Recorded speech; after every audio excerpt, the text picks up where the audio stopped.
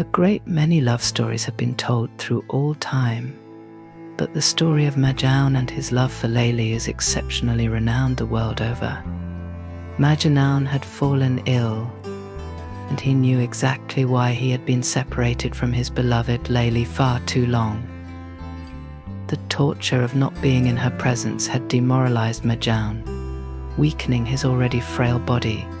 He coughed incessantly and breathed only with great difficulty, unable to eat or drink. His friends eventually called a physician, who promised to do what he could to restore Majnoun to health. After thoroughly examining him, the physician announced that diphtheria had struck the lonesome lover. "So, what's the solution?" the friends inquired impatiently. "I know of no other treatment but to bleed him," decreed the doctor. "Unless we rid him of the infected blood, he won't even survive the night." Immediately, the physician sent for the local bleeder. For this procedure needed an expert. Majnoun, who had fallen into a semi-conscious state, heard the physician's plan for treatment and made a great effort to sit up in his sick bed.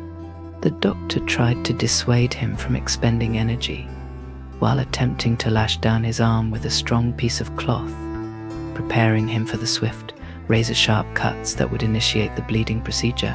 But Majnoun signaled that he wished to speak.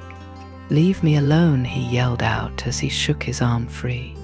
"But my good man, you won't survive the night," the physician tried to convince him. "So be it.